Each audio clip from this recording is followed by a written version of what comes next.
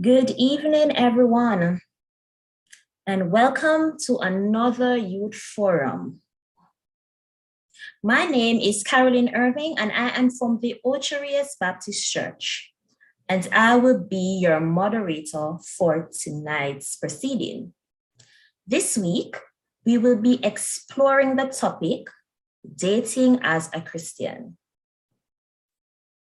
I want to take this time to welcome you all who have joined via Zoom and those of you who are watching on YouTube.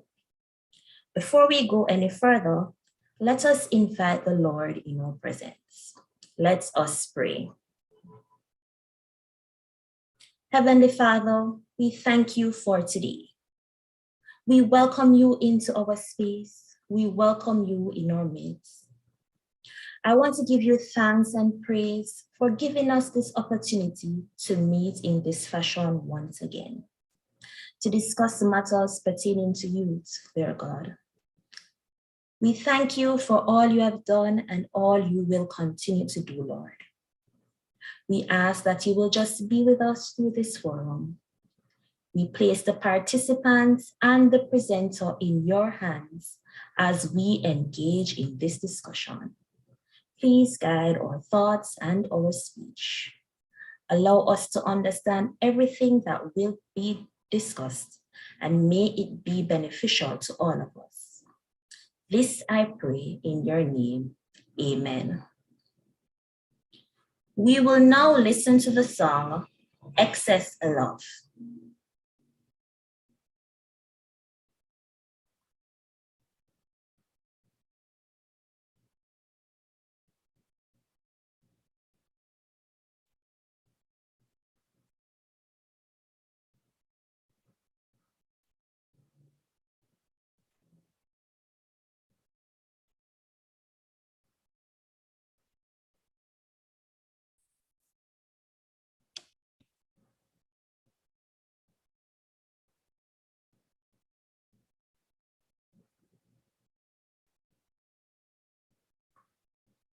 All right, so we'll continue until we can play the song. I'm sure there are many questions and concerns various persons have about dating, especially as a Christian.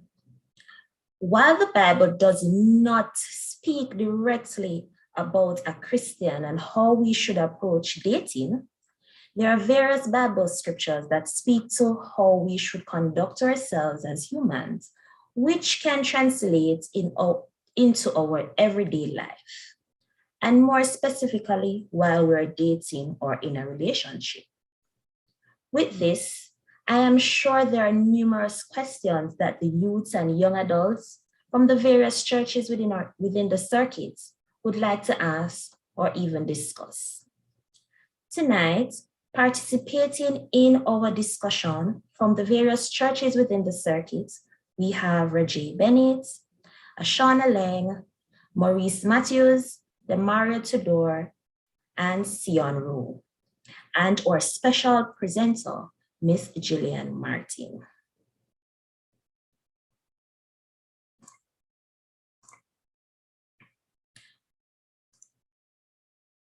We will now listen to the song if we are able to do so.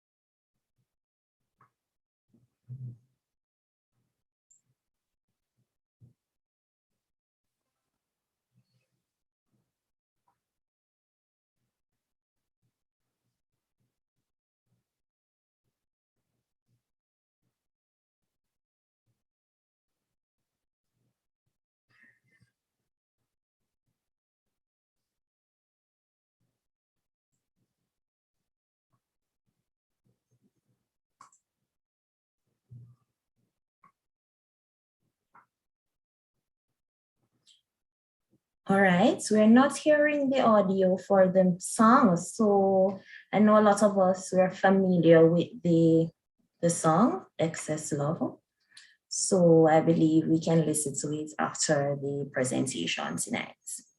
All right, so before we get into our discussion, I will now introduce the speaker or the presenter for this evening's proceeding. Her name is Miss Gillian Martin. She is no stranger to us, as she has shared with us already. But let me just remind you who Miss Martin is. She is a trainer and lay preacher, providing approximately 270 training programs to various churches. She holds a BSc in Management Studies and an MBA in Finance.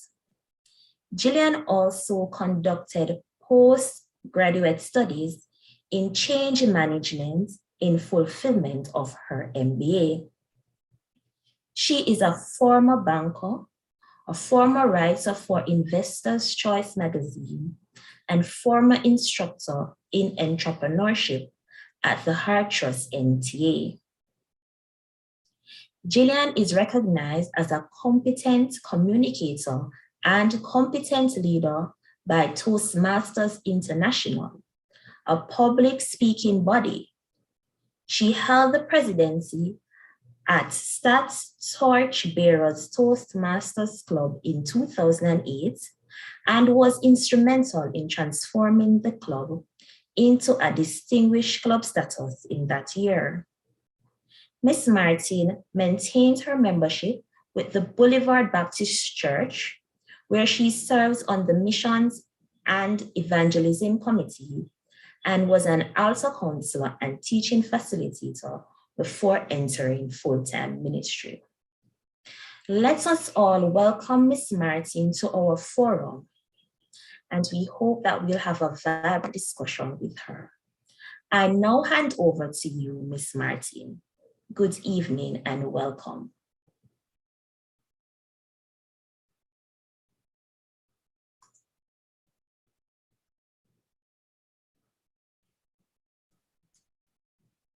Good evening, everybody. How are you all?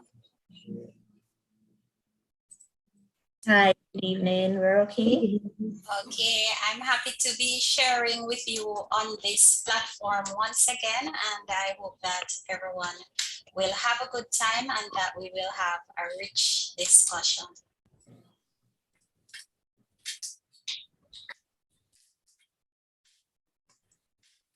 Okay, so I understand that we'll be having a moderator and as well as some panelists, so you can go ahead and speak. Go ahead and do whatever it is that you had planned to do, how you intend to conduct tonight's session. Okay, so basically this session is an open discussion about dating as Christians, particularly among the youth and young adults.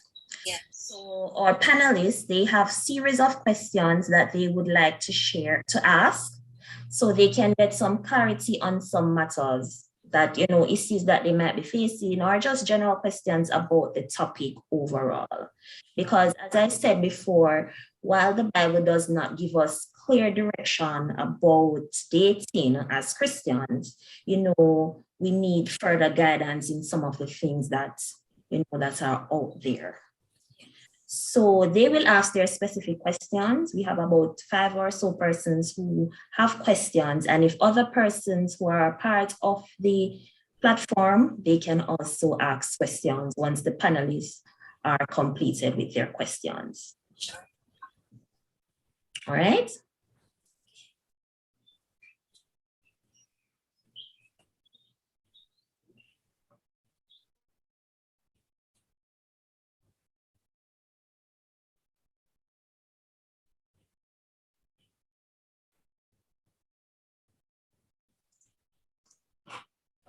All right, so we'll go ahead with our first participant. Rajay, are you here? And could you open your mic and ask your first question about this topic.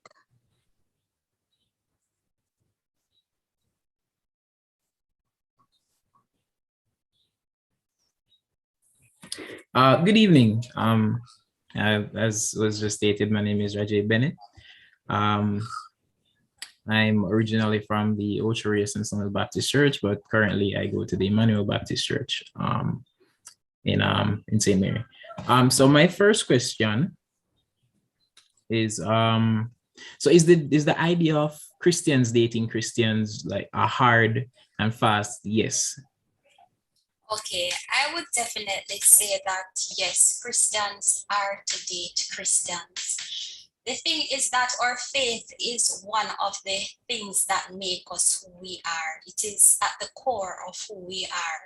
So if we're speaking about dating, persons need to be compatible. Persons can be different as it relates to certain things, but where core things are concerned, there has to be compatibility. And so the answer is yes, a Christian should date a Christian. That should be something that all Christians aspire to. And of course, as we grow in the faith, we can understand why it is important for a Christian to date another Christian. For example, there are so many issues that will come across that if persons are very different as it relates to their faith or their Christian beliefs, that it is going to cause conflict. So even if initially the thought of dating someone who is not a Christian might be appealing, when it comes on to a relationship and having the many different facets of a relationship to deal with, having the very various situations to face, it is best if persons are able to agree as it relates to their faith.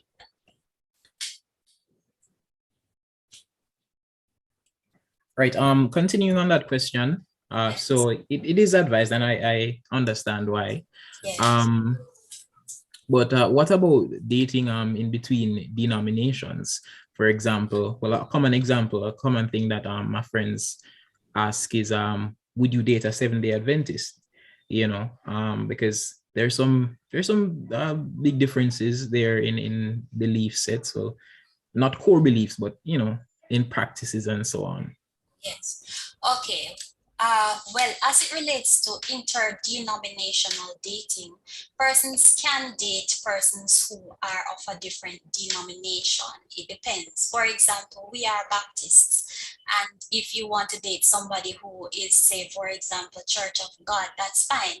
It's just that you have to be prepared for the fact that persons who believe in follow the Church of God doctrine may also believe in the Holy Spirit in terms of getting into spirit, as we call it, speaking in tongues, certain things that might not be as popular within the Baptist doctrine. As it relates to something a little bit more extreme, like the Seventh-day Adventist, persons have to know what they are getting into in terms of the belief of the system of that doctrine, because as it relates to Adventists, they basically, if a man and a woman are courting, they believe that the person should only be an Adventist in order to get into heaven, and they believe that if the person is a Baptist, that they will not get into heaven. So when it comes on to something as different and as extreme as that, then there can be challenges. And so I would advise that persons know what they're getting into if they go to something that is that different from our beliefs. Okay, thank you very much. You're welcome, Rajay.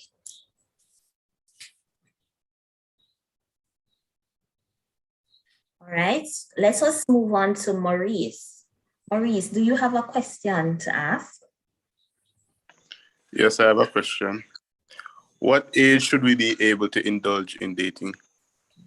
Okay, thank you for that question, Maurice. As it relates to the age of dating, there is no set age. So there are some experts that would recommend that persons start at no earlier than say 16 to 18 years old, but I wouldn't narrow it down to a particular age. The best thing is the level of maturity of the individual. How mature are persons? Can they handle the dating world? They must be prepared to face some of the things that come with dating. For example, what if there is a breakup? What if the person makes certain advances on me? And so there has to be that level of maturity, knowing things that could happen and being prepared to deal with it, having the level of assertiveness to say, okay, I will go so far and no further. And of course, there are different types of dating.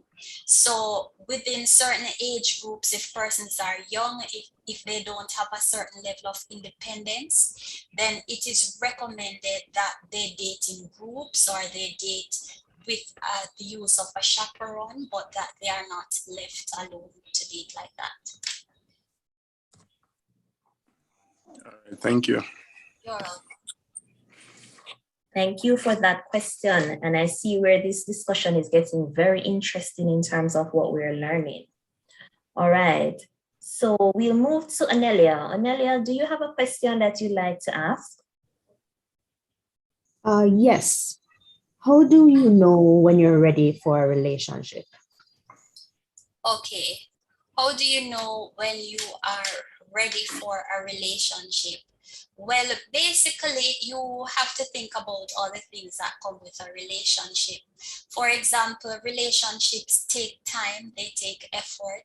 So it depends on how much commitment you have, your ability to balance your regular life with the dating life. For example, if you're a schooler, ensuring that you pay enough attention to your academics and your other goals. And of course, as I said before, just knowing how to handle the various things that will come with dating. So dating is a wonderful thing. It is natural to want to date, but one has to ensure that they are ready to handle the highs and lows of dating, the wonderful things that come, but again, the challenges that come. One has to ensure that they are mature enough in terms of being self-confident, because sometimes things like jealousy may come into play. So just even if you have a friendship with someone and you're beginning to talk about taking it the next step, you have to ensure, am I in a place where I feel that level of confidence to know that, okay, he may hang out with other females, have other female friends, but ultimately I have the confidence that I am the one he's dating. So just being prepared for all of these things that might come. Right. I do believe that too. And I think I'll just add that we shouldn't rush into relationships, right? We should take our time to get to know the person before we commit to them. Yes, definitely. All right. I'll ask the next question. Yes. How should we approach dating? Or what are some of the ways we should get into dating someone? Okay, I'd like for you to break that down a little bit, because it can be a bit of a wide question. For example, is it that you want to ask how would you seek your pool of persons that you could consider dating? What is dating? How should dating be viewed? So exactly how should you approach dating in terms of what aspect of it? Do you have any thoughts on that? So when I was thinking about the question, I was more thinking on a like a mindset type of thing. Yes. As a whole, a person as a whole, like me getting ready for particular aspects. Okay. All right. So there are some things that you need to do in terms of getting yourself ready for dating. I had spoken already about self-confidence. Another thing that I think is very important is the ability to know yourself. and to love yourself. Self-love is very important. So when you are entering a date or dating scenario also, you should have in mind, what type of person am I looking for? What type of person would make me happy? What type of person would I be most compatible with?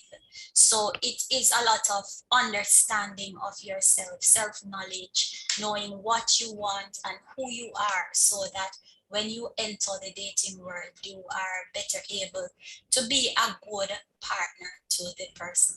Because when we want to date, we want to have a good partner, but also we have to prepare ourselves to be that good partner to somebody else as well. Okay. But what about us setting like standards for ourselves going into like dating someone? Yes. How would you treat those? You know, sometimes what we'll hear out there is that persons, they set standard, and some will say, I don't have any standard about a person, but you're just seeking, so to speak. How do we deal with that part? So yes, we love ourselves and those things, but you know, how do we approach that part of it? Okay, well, we have to have standards in terms of knowing the type of persons that we will get involved with, the types of persons that we will not get involved with. So for example, somebody who lives a wayward life, maybe they smoke a lot, they drink a lot, they gamble a lot, they curse a lot, might not be and should not be the type of person that we want to be involved with. Somebody who is deceptive also, and deception can come in various forms. Deception can be very sneaking. So there are certain things that we know that we do not want to get involved with certain persons. And therefore, yes, we have to have high standards for ourselves, know what we want to, from a relationship. And that is also another thing. Why do I want to be involved in a relationship? Do I simply want to be involved because my friends are, or do I want to be involved because I want to enjoy a relationship with someone, enjoy a friendship with someone, be able to benefit from the positive aspects of the person's personality, and also to give that to someone. Because as we talk about dating, it's not just about what I want, but also about what I have to offer, what I bring to the table. Thank you. Okay, Rajay, do you have another question?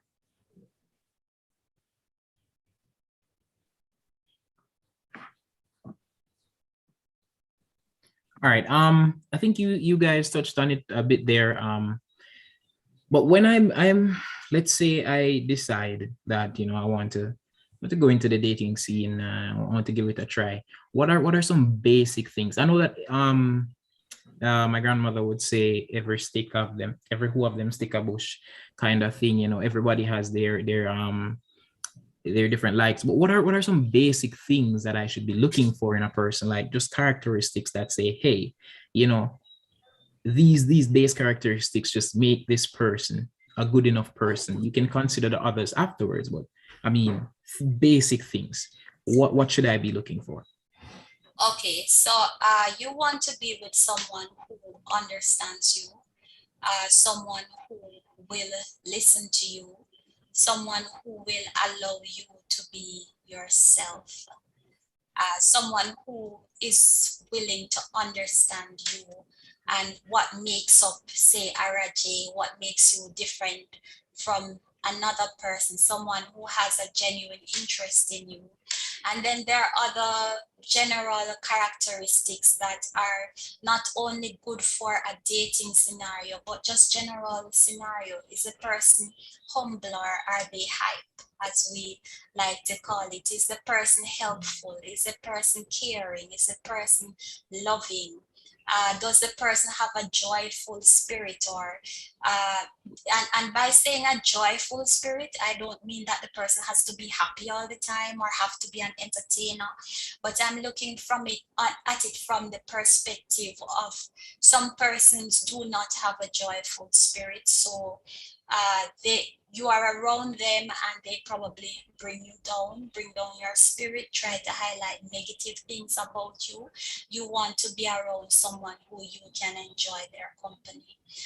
You want to be around someone, whoever you are, that is peaceful. Peaceful in the sense that this person isn't abusive, they aren't hurling insults. The abusive, it's neither physical, nor is it psychological, nor is it verbal. And sometimes, even in terms of verbal abuse, persons can say really harsh and coarse things, and it is offensive. But sometimes also the person might not say something that is outwardly harsh, but it hurts.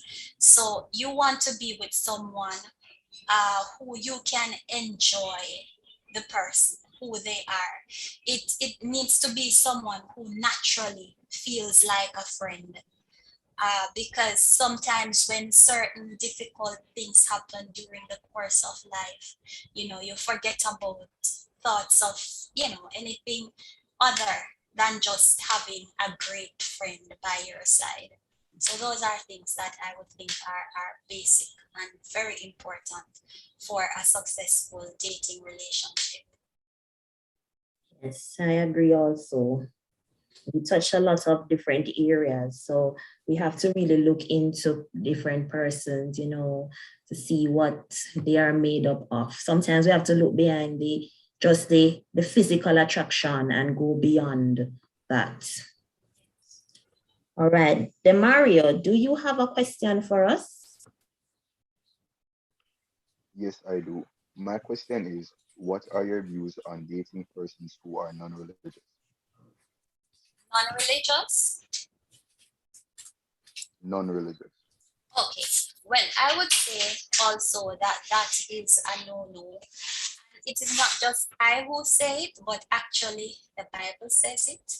For example, in Amos 3 verse 3, the Bible says, how can two be together unless they be agreed? So if the person is not religious and you are religious, then you are not in agreement. You do not see eye to eye on something that is very important. The Bible also speaks about not being equally yoked.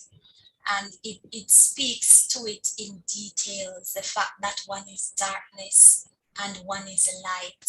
So it means that if one person sees light, the other person is seeing darkness. If I want to approach something from the place of faith, the other person might want to approach things from just the natural eye. There are certain things that our faith is built up of that actually contradicts the way how the world views things. The Bible says we walk by faith and not by sight. So there are some things that are illogical to a person who is not religious. And so even if initially it might seem okay to date somebody who is not religious, there are many other things that are going to come that could cause the road in the relationship to become very, very bumpy. And so it is always good to be with somebody who is religious, somebody who can understand that if you say, okay, I am sorry, Friday night, Saturday night, I cannot do this because I have to be at youth fellowship, and they will understand your perspective because they are of that view or of that belief.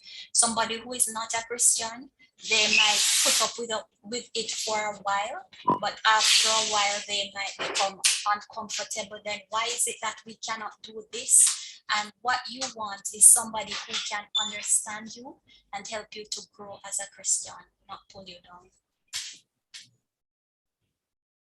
Thank you very much for that. I'll go back to Maurice. You your next question with us. All right. So my next question is there some truth to individuals attracting a particular type of person? Okay. Well, I do believe that persons will attract a particular type of persons. For example, someone who is an introvert might attract fellow introverts because they have the same interests, they can understand each other. The person can see somebody else through that other person. And so, yes, I believe that there is a tendency for the a repeat attraction in terms of the types of persons who you attract.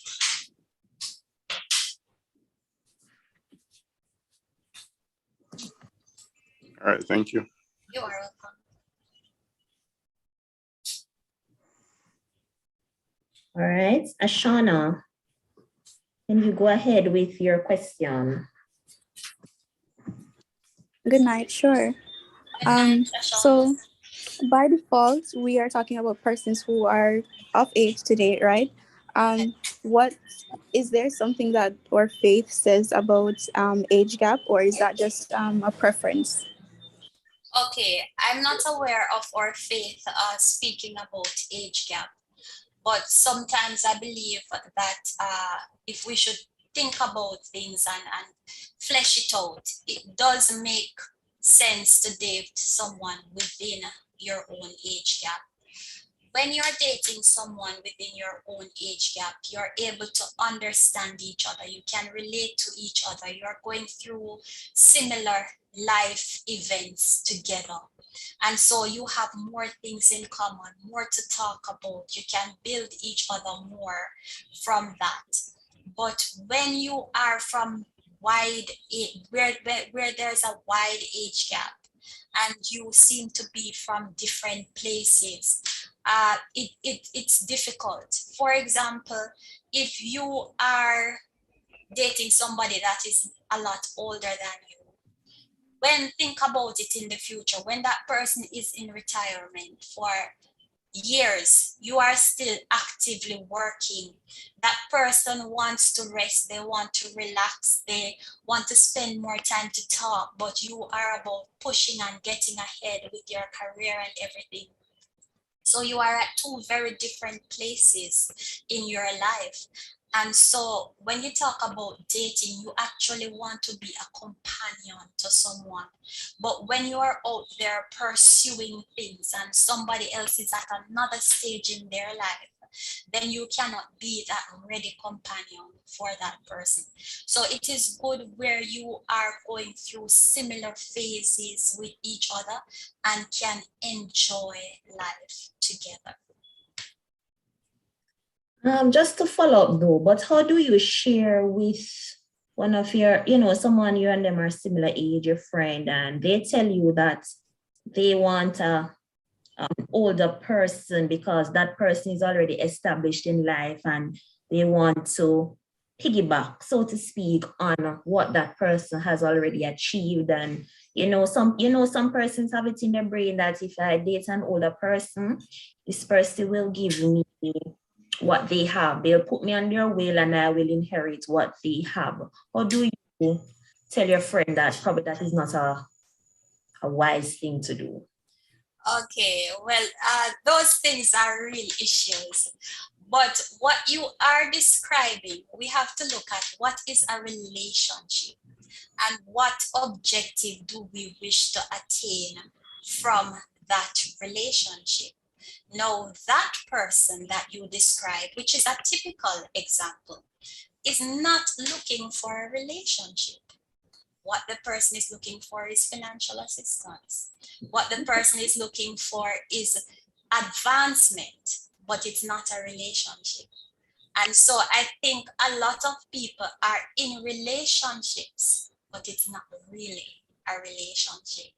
So we have to know what is a relationship. And even I was speaking about, being able to relate to persons who are within your age group. Relationship, relate. We should be able to relate, so that might not be taking place. All right. Okay, thank you. Yes, go ahead. May I comment on the age matter? Well, Sure. I personally, like, I don't find myself being attracted to people my age. I prefer persons who are I find myself being attracted to persons who are older than me, and that's because I find myself to be I don't know if I am too mature for my age or the persons my age are just too immature for their age. But I don't know. I just, you know, it just, that's just the way I am. And I mean, I don't necessarily think there's anything wrong with that. And being at different stages in life, well, I'm not talking about 30 or 40 years difference now. I'm, just like 5 years or something along that line. Um there are things that you can learn from this person. I mean, it can be somewhat of a mutualistic thing where you bring youth, you bring liveliness and so on, while the other person gives you maturity. They help you, you help them. It's like a mutual exchange kind of thing. So I mean, I wouldn't throw it out the window completely. Okay, well, the age gap, if it's a 5-year age gap, it might not be dramatic. But when I'm speaking about age gap, I'm looking at wider age gaps. In fact, experts believe that like a 7-year age gap should be fine. But of course, we know that traditionally, in Jamaica and many other places in the world, the male is older than the female. It does not have to be, but if the age gap between the man and the woman is too wide, as in the woman is much older than the man, then that is not a frequent occurrence. But like your 5-year age gap, it's not as wide a gap as some other cases, which I would have been alluding to. Also, I believe that with males, they may go through certain phases. So sometimes, and females too, sometimes when persons are at a particular stage, they are attracted to someone who is quite a bit older than they are, because they see it as an opportunity to develop, and that is fine. But what happens sometimes with those same persons is that when they get older, they might not necessarily want such a wide age gap. So persons may just be going through a phase where you just want to learn more and you see an older partner as the avenue to do that. But it might not be a long-term situation. And so even in where there are age gap differences, sometimes you have to understand that it could be an aspect of youth, and that therefore you need to give it time and see if with time you are still interested in this person, or if you are more gravitating now towards persons within your age group. Yes, thank you. Demario, do you have a next question you'd like to share or ask? Yes, I do. My second question is, how should I date in a way which upholds Christian morals and principles and is pleasing to God? Okay. Now, I see that as being almost like a two-sided thing, two aspects, like there's a part A and a part B to the approach. So in terms of dating in a way that upholds more Christian principles and pleases God, I see it first as your relationship with God, ensuring that you stay connected to God and stay connected to the source, which is God.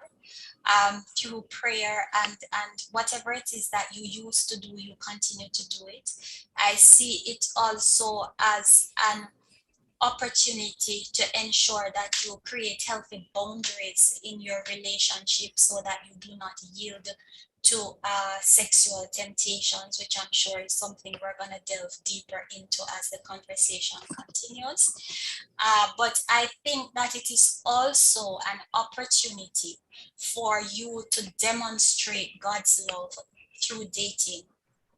So it is an opportunity for you to love God through another person. The Bible says, whatever you did for the least of these brothers of mine, you also did unto me. So if you love and you care for your partner, then you are essentially loving and caring for God's creation, and you're loving and caring for God through that individual. Yes. Okay, thank you. You're welcome. Cornelio, would you like to ask another question? Yes. How can I determine whether my partner is relationship worthy? Like, how do I know I should go ahead or get more serious about Okay. it? All right. You said, how should you know if you should get more serious with this person? And I'm gonna answer it back in those same words, basically to say that if the person seems serious about you, you're serious about it, but is the person serious about you? It depends on if is the person, for example, speaking about the future, seeming as if they want you to be a part of their future. How do you know that a person is relationship worthy?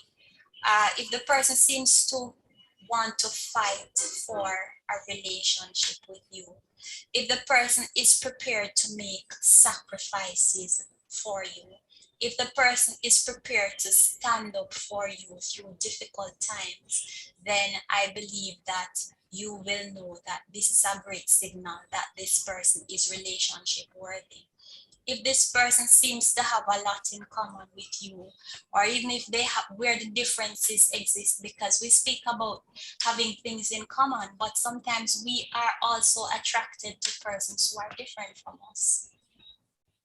And so the difference sometimes is also good, because sometimes we look at relationships as a way of, they say, completing ourselves. So for example, if I have a little weakness here, but that person has a strength there, by the time the two of us get together, then that person can help me to become a stronger person, or as a unit, we become stronger. If there is a connection with this person, if you love this person, and if this person has demonstrated that they love you or they have genuine feelings for you, I believe that this is a clear sign that this person is relationship worthy. Just a follow up on that. So basically you're saying both of us have to see eye to eye in establishing a relationship, but what if it's one-sided? So I like the person and I'm adamant that I think that this person and I should be dating and be in a relationship, but that person is not on the same page that I am on. How do I go about that? Okay. Yes. Well, first of all, there are two sides to it. For example, traditionally, men pursued women. And there are many relationships that, and successful long-term marriages that have come out of, for example, a man pursuing a woman that was not interested in him. And because he fought and pushed and made the sacrifices and persevered, then the woman eventually gave in to him, got to see his good qualities, married him, and did not regret it. It happens time and again. And 1 Corinthians 13 reminds us, we can look at the whole 1 Corinthians 13 at the end of this conversation, but it reminds us in detail of what love is. And it says love never fails. It says love perseveres. So sometimes one side of one party does not seem to have an interest, and it is through persevering that you will see what is possible. So that is one side of the story.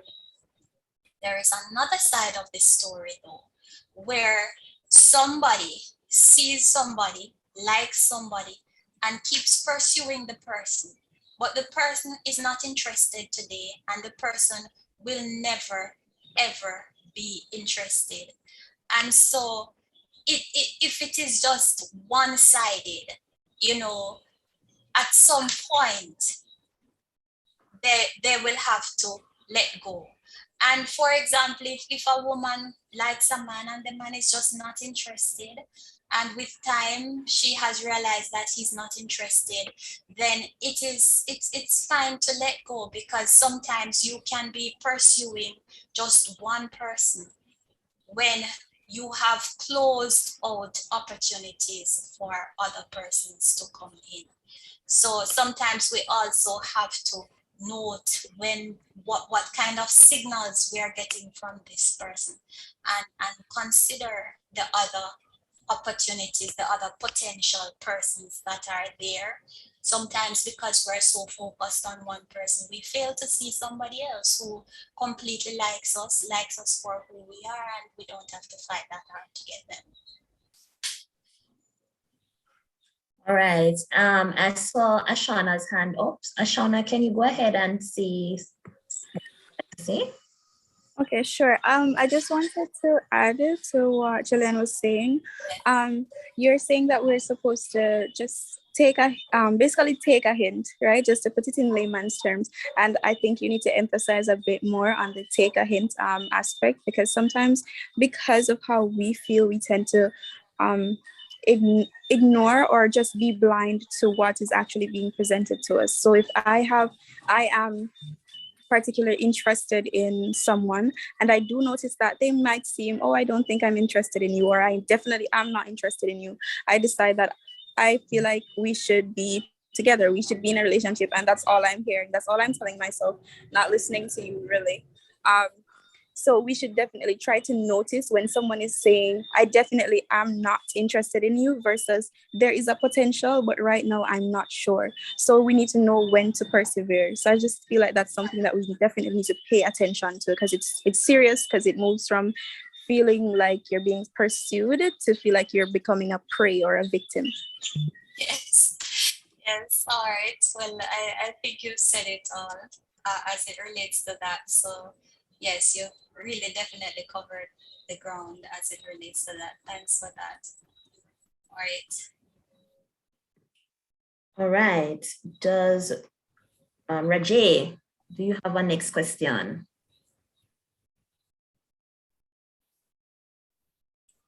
Well, yes, I do. But just before I get moved to that, on the last thing that we're talking about, right? I think there has been a dramatic shift in the culture as it relates to pursuing women. I don't think that is something that you should really, I mean, well, yeah, I don't think that is something that a young man should be engaging in, especially these days, because it has shifted to the point where, you know, the any serious advance is seen as harassment, right? So in my personal opinion, don't do that. And it can result in a lot of emotional damage. You know, that's something that I've seen personally, you know, pursuing somebody who, you know, is giving you, especially when they're giving you mixed signals. You should always look out for those mixed signals, right? So on to my question now. So what does purity in a relationship mean to you? Okay. All right. So purity in a relationship to me means that there is no sexual activity. So there is no intercourse. No, relationships have developed into different areas. For example, we are in a technological era where somebody can be engaged in a sexual activity without touching the person. And I'm going to say that that is also not purity. So you might say, well, I'm pure because I'm not touching the person, but by virtue of what you're saying through texting, things that you're communicating, videographic videos that are being shared, etc., it can be that this is it's sexual impurity. It does not have to involve touching. I believe also certain activities that could lead up to sexual activity can also be impure. So it's not necessarily just the act of intercourse itself that is impure. And I think we have to be very careful about the other things, because somebody may feel that they are fine as long as they're not touching, but there are other things that are evoking the same emotions and producing the same results, and that I would still regard as sexual impurity. If you want to be pure in a relationship, then you would not involve those in the relationship. Just a question though, but how far should someone go then? So are we saying no kissing, no hugging, no holding hands? Because those are all things that, wake up the senses, so to speak. So what are we really allowed to do? Okay, holding hands is fine. Holding hands is romantic. Nobody is saying you can't be romantic, but it's just that you have to know your limits. If there is kissing, deep kissing is not recommended because it can awaken the senses. I might sound sexist, but it has been suggested that men are more easily aroused than women. And so a woman may participate in something and she doesn't know the effect that it is having on the man and where it could lead to. So what I am recommending is that certain things are avoided so that they do not get to where we do not want them to get.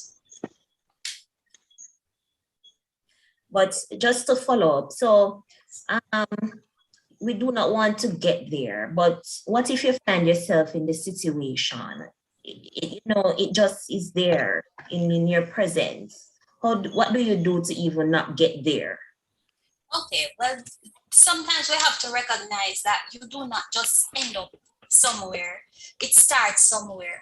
So for example, avoiding certain situations that could lead to other situations. So for example, if I live alone, I do not have the person come over to my house when I'm there alone, and we're there alone, and we're attracted to each other because we believe that it could lead to somewhere that we do not want it to go to.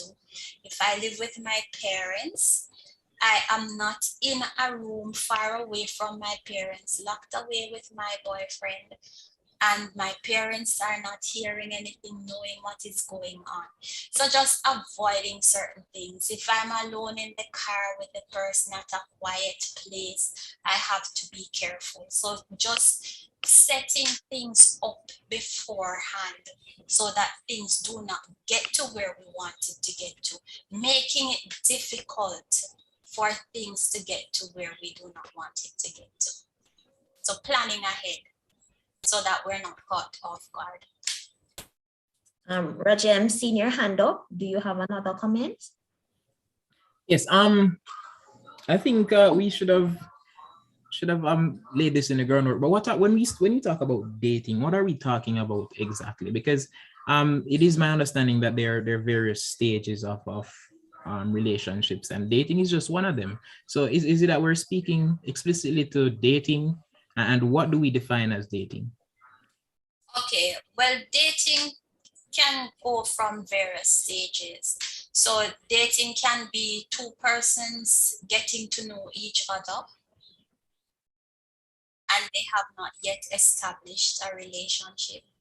And dating can get to the point where two people are in an established relationship and they are now cementing their relationship and preparing to take their relationship now to a next level, which would be like courtship, ultimately marriage.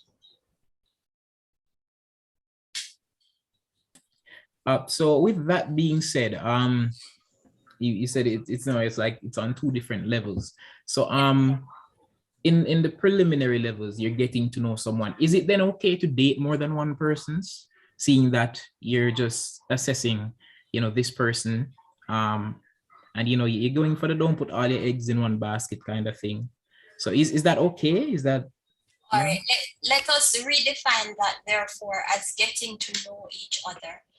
And In that instance, you would make it clear to the person that I am just spending time with you. We're just getting to know each other. We do not have any commitment. So it would be that both persons would understand that they are just getting to know each other, which in itself would not maybe strictly be regarded as dating per se. Okay, thank you. All right. Demario, go ahead and share your next question.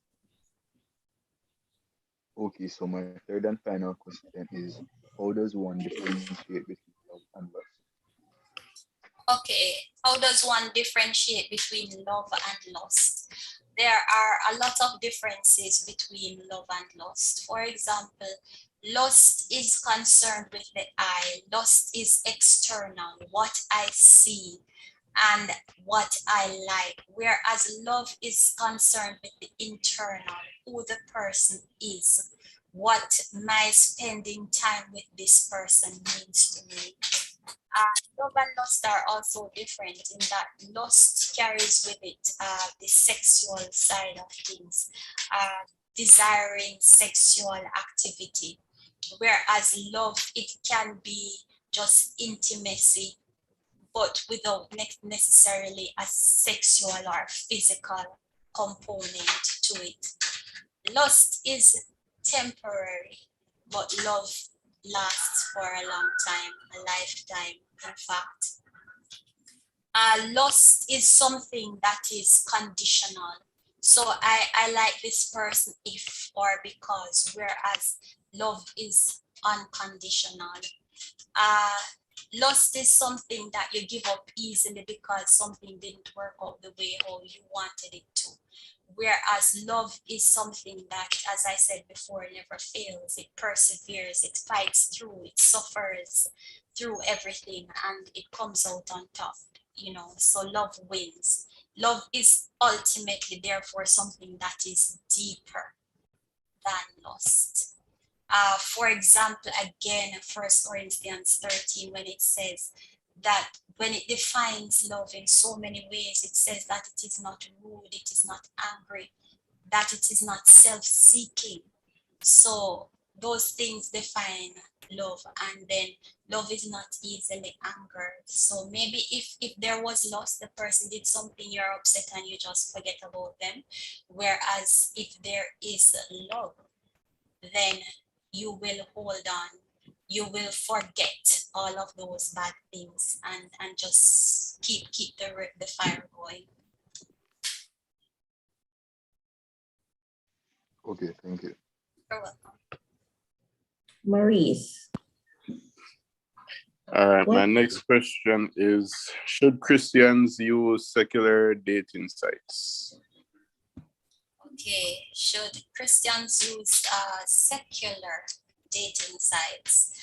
All right, well, provided that the site provides opportunity for the persons to meet other Christians. So for example, if data is being captured and it provides the opportunity for persons to say, okay, I'm a Christian, I'm looking another Christian, then that is permissible. But outside of that, it is always good to use, if you're gonna use a dating site, it's best to use a Christian dating site, and always be aware of the downside of dating. Personally, I still prefer the traditional form of dating where persons are able to see each other eye to eye, observe their facial expressions, and just get to know persons from that perspective. All right, thank you. You're welcome. Okay, Ashana, can you share the next question you have? Sure. Are there healthy guidelines that Christians should follow when using dating sites? Okay, So if you are using a dating site, you should set certain boundaries. For example, ensure that you're not sharing anything that is of pornographic material, that you are not accommodating certain things, for example, accommodating certain pictures, certain jokes from the person, and just being wise, you know, observing things, for example, trying to know about the person, trying to analyze the person for yourself to see if certain things that they're saying is true. Because when you're on a dating site, there are some things that might be more difficult for you to grasp than if you are in an in-person setup, you know. So just being cautious and being wise, asking questions and ensuring that when you get certain information, the story connects, ensuring that certain information is not being hidden, ensuring that what the person puts themselves out to be on the site is who they really are, because that is one of the things that can happen on websites where people basically just create their own persona, be who they want to be, tell a lot of lies. So you would have to know all of this and, you know, even consider why the person is using a dating site, even though you're using it too. Why are you using it? But sometimes people can hide behind those things. So one has to be very careful.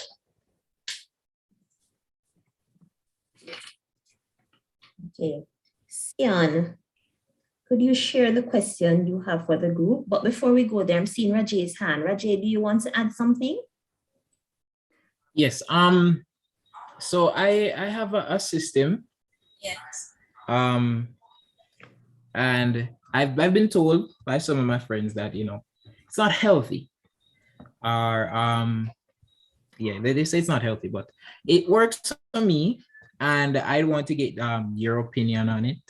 So in what I do, or what I try to do, is before I even think that I could like or like a person, I do some extensive research on this person to find out more about who the person actually is, and what they stand for, before I even say hello to them, before I send them the first message. I make sure that I check all the social medias. If we go to the same school, I check their online school profiles, the courses that they do, and that kind of thing. And that gives me an image of who this person is. Now, it goes without saying that that may reveal a whole lot more than, you know, I would want to know, or it often deters me from dating any at all, because speaking to a person face to face is different from what you're seeing out there on the internet. And you know, so what do you think about that? You know, you think I should stop that? I works for me, as far as I know.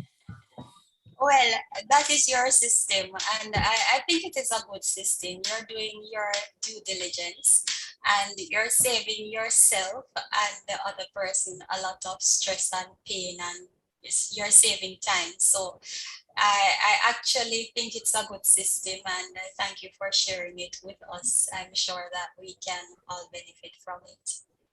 Okay, that's good to hear. Thank you. You're welcome. Ashana, I see your hand. Could you share? Right, just a little question about what Mr. Bennett just said, right? You're saying that you do background check on the persons that you find yourself seemingly interested in based on their physical appearance, I would assume. After you do all your research, right? Say that person is not a social media person. They probably post once or twice. You guys don't go to school together.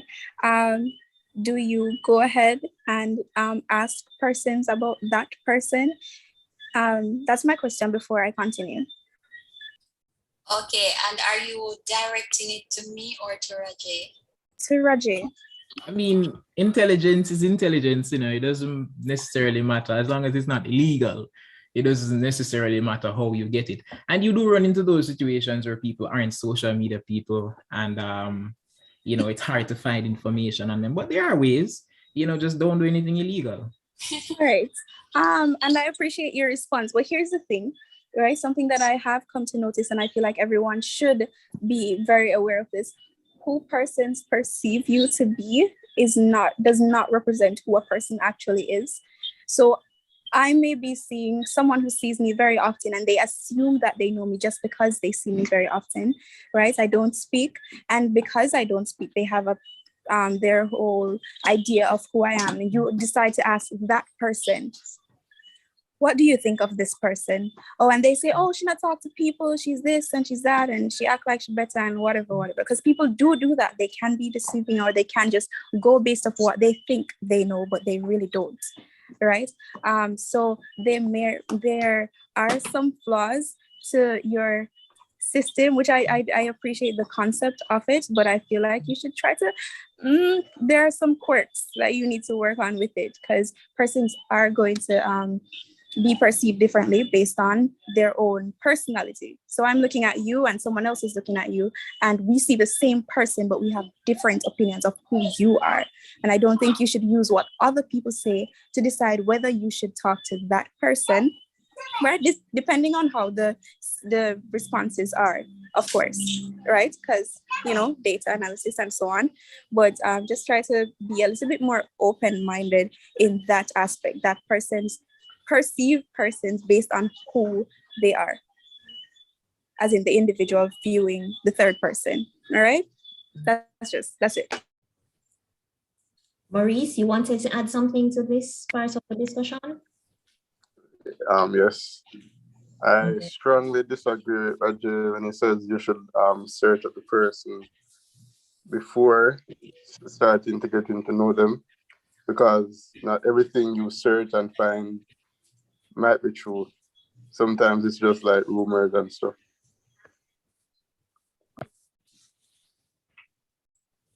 Well, yes, I totally understand that, and I keep in mind that what people say, like what people say about a person, is very subjective, because a lot of people have seen or have their own images of me. Like, that's very subjective. So you don't depend on those things. It's research. It guides you. It isn't the end all and be all of it. So, but thank you for the advice. I appreciate that. But talking to the person, that's way different. So it's better to talk to the person first. Well, yeah, but I don't know. I don't know. Well, I get what you're saying. All right, so Sion, you're next, but I see your hand, so you can ask what you want to ask pertaining to this discussion, and then you can go into the next question. Well, nice to be here. Everybody's hearing me? Yes. Okay, good. Before I ask my question, I just want to add my little touch. It's not long. I think the gentleman has said it quite well already. Is that it's based on your conviction, whether you want to ask somebody else or do you want to do your extensive research on the person. But I think I don't see any contradiction between the two opinions. I think it's you don't take it at face value. You don't rely upon it as facts. Investigating is not a bad thing. Even if you're going to bounce up into error, it still does make it bad. It's just a way of another angle of research, So I think you can definitely inquire, you can ask persons for their opinion, given that there are also persons that you may consider to be trustworthy persons who you consider to be of intelligence.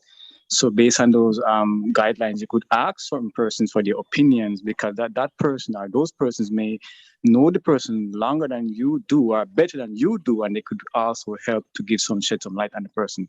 No, it doesn't necessarily mean you're going to take it at face value as fact. It just means it could help you along the way. And as well, you're going to do your own assessment based on your own experience. So I don't see any contradiction. I think it's just guidelines as to how you do it. Yes. All right. Could you ask the next question now, Sion? Okay, so my question would be, how do I know that the person I am dating is in line with what God has in store for me? Okay, how do you know that the person is in line with what God has in store for you? One of the stories in the Bible that I love is actually found in Genesis 24, and it is a story of Isaac and Rebekah. And it is a story of how they actually got to get together and get married. And a servant was sent out to get a wife for Isaac. And there are several things that the servant did. The first thing that he did is prayed. And so prayer and fasting can help to reveal to us if this person is the right person for us. Also, there are other things that were noted. For example, Genesis 24 outlines the characteristics that Rebecca had. She was very helpful. She was very hospitable. She was very humble. And so those are things that also can help you to know if this is the right person for you. It is something that you can pray about and allow God to lead you into the right path. But as I said, Genesis 24, you can read that and just see, look at your situation, match it against Genesis 24, and we see how that plays out. All right. Reggie, you can go ahead with the next question.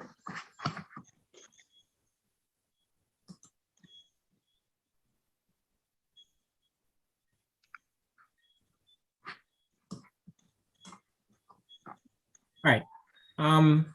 So my next question is, how can I balancing developing a healthy relationship with a partner, while still maintaining and improving my relationship with God?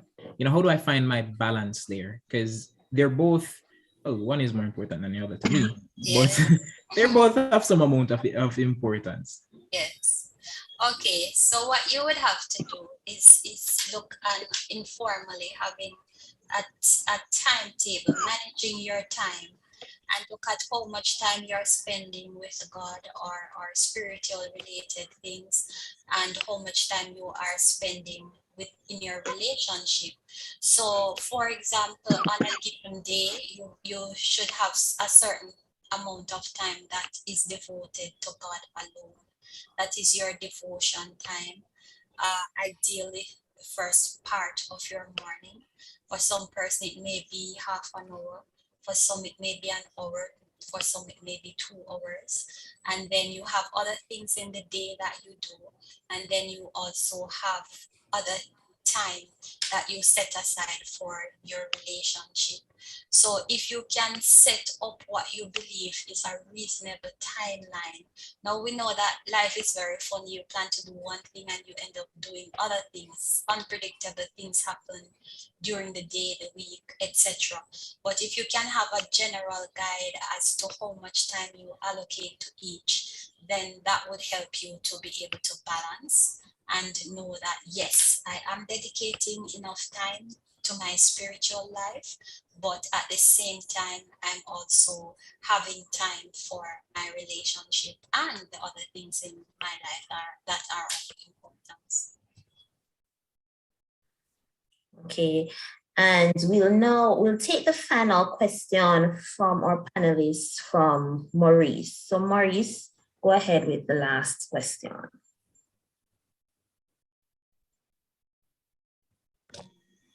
All right, so the last question is dating in the 21st century still worth it? Okay. Yes, it is still worth it. I believe that there might be a lot of challenges in this era, but at the same time, it is a natural part of life. Young people genuinely desire to meet someone, to establish a relationship with someone. It is something that is natural. And so in spite of the challenges that may come in terms of technology, in terms of even with the pandemic and being socially distant and all of that, yes, it is still worth it. It's good to have the right foundation so that you can have an enjoyable relationship, so that in spite of whatever challenges that come, whatever era you are existing in, you can still have a wonderful life. All right, thank you. You're welcome. Okay, great. So I believe those are the questions that the panelists had that they wanted to ask. I don't know if anyone else has any comments they would like to share or any other questions that they would like to ask. I'd like to add to what Okay. Julian just said. Yes. Right. I just wanted to say that dating will always be worth it. I don't think it matters the century, the era. I don't think it matters or anything.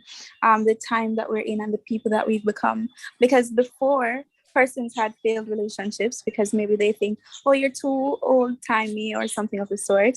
And today, we're probably thinking, we probably assume that it's more difficult because of how persons talk about their days back in time. But it's not that big of a deal when it comes to the time, because as we get in a different era, we grow within that era, and we have to find a way to make it work. If we feel like that is what we want and what God actually wants for us to date and to find our husband or wife, it is something that will always be worth it, because I think God makes man and woman and continues to make them so that we can eventually pair up at some point, be it your faith or destiny that God has for you. Yes, thank you, Ashona, for that input. Rajay, go ahead. All right. So once again, just my own personal opinion. I tend to observe a lot. From what I'm seeing, it is dangerous out there, for lack of a better term. It is dangerous out there. And I'm talking about persons around my age group, a little bit older, sadly a little bit younger.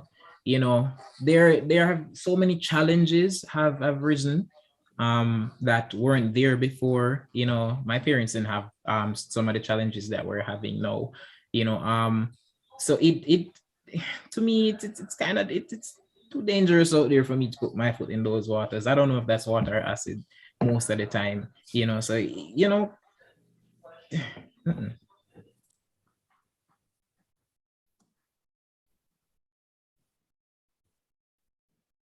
Is that it, Rajay? Yes. Okay, thank you very much. All right, so if we have any comments or additional questions, we will just take them after we listen to the song, Who You Say I Am by Hillsong Worship.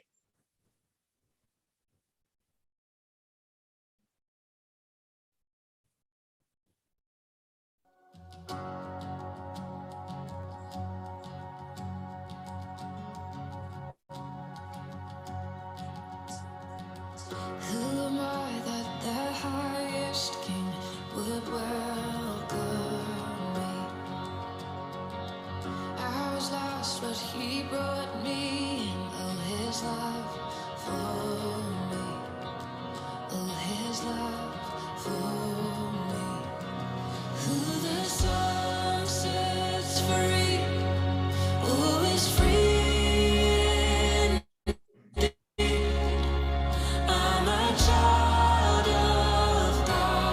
Yes, I am. Free at last, he has ransomed me. His grace runs deep. While I was a slave to sin, Jesus died for me. Yes, he died for me. Who the Son sets free, oh, is free indeed. I'm a child of God. Yes, I am. In my Father's house, there's a place for me. I'm a child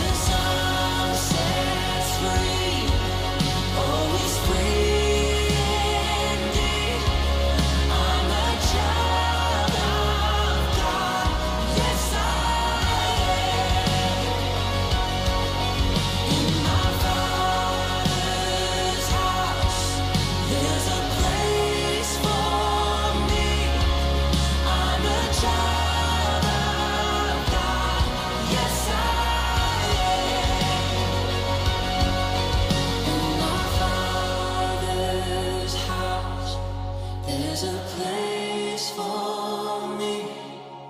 I'm a child of God. Yes, I am. Thank you very much for that song. Do we have any additional questions or comments? You can raise them at this time.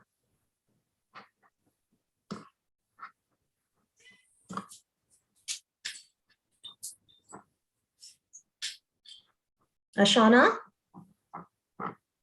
Right. I actually wanted to comment on what Raji said last, but we went to the song. Just want to say, because he seems so scared of dating, saying it's dangerous out here, which it can be, but I don't think you should be so afraid or so um afraid of dating. You just have to know who you're approaching and how you approach it, right? You have to know, based on the questions that we would have asked tonight, I think we would have a different way to approach dating and know how to get into it, what steps to take. And even if we don't know 100% what to do, we have an idea now, right? It's not scary to get into it. It's nothing bad to get into. It's just how you approach it and what you represent as a Christian. First, identify yourself, obviously, and know what you want, whether it's a relationship or you want financial assistance. As Jillian said, you need to know what you want, how you're going to go about it. Don't become don't start by harassing someone. You have to take hints, right? And don't take word of mouth at face value, as was said by Sion, I believe. Right. So that's just my comment. I don't think I have any questions for right now. Okay, thank you. Anyone else on YouTube or on Zoom that would like to ask or share? I see something. Oh, go ahead, Arlene, sure. Yes, I wanted to ask, in an age where we have to be so careful about, our relationships and what's happening, and we see time and time again when persons want to end the relationship and how the other person responds. One, I want to ask, what are some of the red flags to look out for in a dating relationship? What should a person be looking out for? And two, what are recommended approaches to ending the relationship in an amicable way? Okay, so first of all, the red flags and some of those situations that ultimately lead to violent endings or unfortunately even death. Things that persons can look out for if the person is, for example, too possessive, if persons don't seem to have freedom in the relationship, if the person seems insecure and the person has to be asking a lot of questions, where were you from this time, and the person has to be reporting their every move. And especially if this series of questions, the domination, the possessiveness starts at a very early stage in the relationship, that is definitely a red flag. So it's best to identify these things, and a reason why sometimes things get out of hand is that persons see the signs from early, but they do not do anything. If the person is threatening, making threats, those are also things that are not to be ignored or taken too lightly. And those are things that definitely persons need to act on very fast. And in situations where it is potentially dangerous, it is best for the person to come out as soon as possible rather than to sit and wait, because sometimes what these persons do, the abusers, is that they apologize. They may get nice and calm and sweet, and then the person, who is being abused, they feel a level of comfort again, and then the same cycle is repeated where the person gets upset. So it's best to just notice these things from early and then address them as soon as they come up, rather than it being a recurrent thing and it becomes ultimately dangerous. Could you remind me of your second question, please? What are the good approaches in ending the relationship amicably? Okay. Well, first of all, in terms of ending it, it's always good to look at where you end it. So your environment, choosing somewhere that is calm, somewhere that the person, there is no likelihood of the person bringing the person a certain level of harm. The person can also use what is known in the professional world as a sandwich technique, where they basically outline the good in the relationship, then the bad, the negatives that they experienced, and then the good again, so that the person is not too upset. They can think that, okay, well, at least you were able to identify positives from the relationship. And just outlining a way ahead. It is also recommended that sometimes in situations like these, the person would say, I feel how I felt. So not say you did this, or make the person feel as if they are being accused about certain things so that they get upset, but just say that this is how this situation made me feel, and as a result of that, this is the decision that I have made. This is the path that I will be taking going forward. Thank you. You're welcome. Okay, so I see two comments on YouTube. One that was making an Maki Sewell. Good point, Reggie. I'm not sure what point that was, but it's good to pray about such situation before you make the first step as a child of God. And Yvonne Cato says, finding a partner is both natural and spiritual, and it is from time memorial. Trust God to help us find that person who will make us become our best self, or vice versa. Those are the comments from YouTube. All right, if there are no further comments, Ashana, do you want to add something else? Yeah, another a question.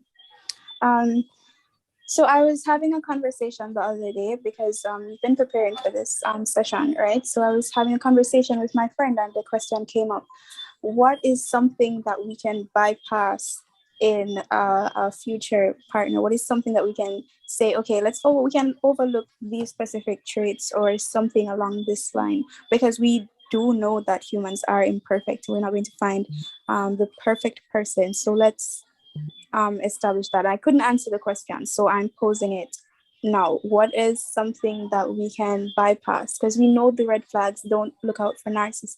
Look out for narcissism in early stages of dating, and try ensure that you're not threatened, anyone who's abusive, and so on. But what is something that could be negative, but we can at the same time say, all right, I can work with this as long as this person is working on it? Well, there are many things that we can overlook in someone. For example, if the person is not a very punctual person, we can deal with that. If the person is a little bit untidy, maybe not a total pig, but those are things that we can overlook. So there are a number of things that we can overlook in a relationship. And then also it depends on each person's personality, because there are some things that somebody might find to be totally intolerable, and it just annoys them and it makes them unhappy. Whereas for somebody else, it is something that they will bypass. So it also depends on your personality. But I love the point you are also highlighting in asking this question. And it is something that we should always bear in mind, that we're not perfect, because sometimes we are looking for the perfect person, but at the same time, we are all imperfect. So we must be able to tolerate, and tolerance is actually something that the Bible recommends as well. Okay, we'll take our last comment or question from Reggie. Right. I'm glad Ashana brought that up because I was wondering, we live in a time where a lot of things are surfacing, or maybe they were there before, we just never really paid attention to them, like mental issues, mental conditions. We're talking about depression, body dysmorphia, and those kinds of things, and they're surfacing a whole lot more frequently than they used to. So well, if you're in a relationship with somebody, or you're planning on getting into a relationship with somebody, and you notice these things, how do you I don't want to say help, because you're not necessarily a professional, but like, how do you deal with that? How with that this is a good person, they just have some stuff dealing with that. You don't want to be that guy who's like, yeah, she not her, because she has stuff dealing with. So how do you deal with that? Do you deal with that, or do you just say, nope, I can't handle that? But there's some point where as on a personal level, you might say, I can't handle that, but Okay, are you asking about if the person has mental health issues? yes, and I don't mean psychosis, I don't mean schizophrenia, I mean just like personality disorders that aren't like narcissism, just like they have depressive episodes sometimes. Okay. They have how do you support somebody like that? How do you try to do that? Do you just leave that alone? Well, if you love the person and the person has depressive episodes, for example, yes, absolutely, you would try to help them. There are various ways in which you can help them actually. You could, for example, try to get them into professional counseling, or you can look at general ways in which you can help to boost the person's mental health. So, for example, if they're going through periods of depression, you could actually recommend, okay, let us go out to X place, let us go to this particular thing. Of course, we spoke about the whole dating guidelines, places you shouldn't go, things you shouldn't do. But considering that these are approved things, then yes, you could recommend that let's go here, let us listen to this song, let us do this, and help to work the person through their challenges. Because we spoke about love. If you love the person, then you're going to accept them with their flaws and accept them through their difficult times. And as we spoke earlier about 1 Corinthians 13 again, looking at persevering, love never fails. So your partner is going through a difficult time, but you're not going to fail the person. You're going to stand by them through it, and you're going to walk beside them with it. Love is patient. So you're going to be patient enough to, help them through the difficult times. Love is kind. So you're going to be kind enough to help them. Kind is not just giving them chocolate because Valentine's is coming up, but kind is actually being there for them during the difficult times that they experience psychologically. All right. Thank you very much. Indeed, this was a very enlightening, vibrant discussion. I have taken a lot from this, and I know those persons who are, say, unmarried or dating, they should actually get something from this, whether they are young or, they believe they have passed the dating stage. It was very enlightening. In closing, though, I just want to add that as Christians, we need to view dating differently from persons who are of the world, right? So instead of merely thinking about our own preference in finding a boyfriend or a girlfriend, we should place God first in our lives and seek to please Him in all that we do. Staying focused on one's love for God will provide us with the proper perspective of a relationship, since God is the one who provides ultimate fulfillment and love. So with this, I want to thank you all for participating in tonight's discussion. Ms. Martin, thanks once again for sharing with us your wealth of knowledge. We appreciate you for coming here tonight to share with us. And I pray that God will continue. You're welcome. I pray that God will continue to bless you and keep you along this journey. Thanks to everyone else who asked questions or participated by giving a statement or comment. It's made the discussion even more informative. Thanks to everyone who was watching on Zoom or on YouTube. Your presence made the session what it is tonight.